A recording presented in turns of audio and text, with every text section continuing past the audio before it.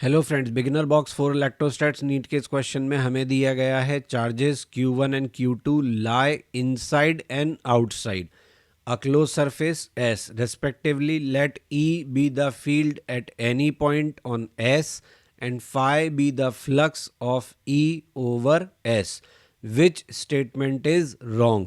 तो क्वेश्चन को ध्यान से पढ़िए। आपका इनसाइड चार्ज यानी Q एनक्लोज्ड कितना है? Q1। ध्यान रहे। दूसरा, आपसे क्वेश्चन में रॉन्ग स्टेटमेंट पूछा है, राइट स्टेटमेंट नहीं पूछा। तो अब क्वेश्चन शुरू करते हैं। दिखने में थ्योरेटिकल क्वेश्चन है, तो थ्योरेटिकल क्वेश्चन में मैं हमेशा कहता आया हूँ हर ऑप्शन को ध्यान से पढ़ के टिक करिए। न्यूमेरिकल सॉल्व करने में हमारी नॉलेज चेक होती है, लेकिन थ्योरेटिकल क्वेश्चन में हमारे कंसेप्ट्स चेक होते हैं बहुत अच्छे से।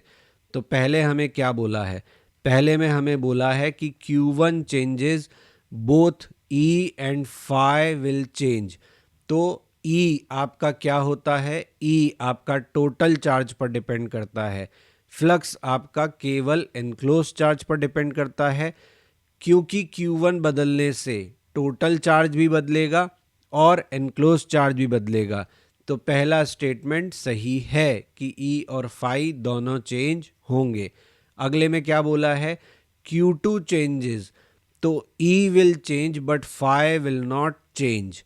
तो Q2 बदलेगा तो भी टोटल चार्ज बदलेगा, टोटल चार्ज बदलेगा तो E का बदलना तो पक्का है। लेकिन Q2 कौन सा चार्ज है? आउटसाइड वाला। तो आउटसाइड का चार्ज बदलने से फ्लक्स नहीं बदलता, ये बात एकदम सही है। फ्लक्स किससे बदलता है? एनक्लोज्ड चार्ज से। Q2 एनक्लोज्ड चार्ज नहीं है, इसलिए फ्लक्स में कोई चेंज नहीं होगा, लेकिन E में चेंज होगा। इसकी इक्वेशन भी चाहो तो लिखते चलो कि E जो है वो Q टोटल पर डिपेंड करता है। समझ रहे हैं?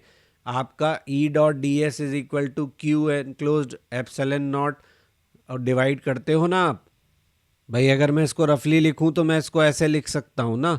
तो आपका Q टोटल बदलेगा तो आपका E बदलेगा। फ्लक्स आपका डिपेंड करेगा केवल आपके Q1 पे, क्योंकि वही आपका चार्ज एनक्लोज्ड है। फिर आपको C वाले ऑप्शन में क्या बोला? फाई 1 0 हो जाए। फाई 1 0 होते ही फ्लक्स क्या हो गया? 0। बिल्कुल सही बात है। लेकिन फाई 2 आपका Q2 0 नहीं है, तो Q2 0 नहीं है तो आपका टोटल चार्ज 0 नहीं हुआ। Q टोटल किसके बराबर हो जाएगा इस केस में? Q2 के बराबर। तो Q2 के बराबर अगर टोटल चार्ज हो जाएगा तो फिर इलेक्ट्रिक फील्ड जो है आपका वो इक्वल टू ज़ीरो कैसे आएगा? वो नॉन ज़ीरो आएगा। लेकिन फ्लक्स का ज़ीरो आना पक्का है, क्योंकि Q1 क्या हो गया है? ज़ीरो। अगर Q1 नॉन ज़ीरो है और Q2 ज़ीरो है, Q1 नॉन ज़ीरो है तो एक बात पक्की है कि फ्लक्स नॉन ज़ीरो होगा। Q2 ज़ीरो हो गया तो कोई फ़र्क नहीं पड़ेगा। अब आपका टोटल चार्ज किसके बराबर हो जाएगा? Q1 के, जिसकी वजह से आपका इलेक्ट्रिक फील्ड फिर एक बार ज़ीरो होने से बच जाएगा। लेकिन इस ऑप्शन में क्या बोला है कि वो ज़ीरो हो जाएगा? ये बात एकदम गलत है। तो कौन सा ऑप्शन हमारा आंसर होगा? डी, क्योंकि क्वेश्चन में क्या पूछा था? रॉन्ग।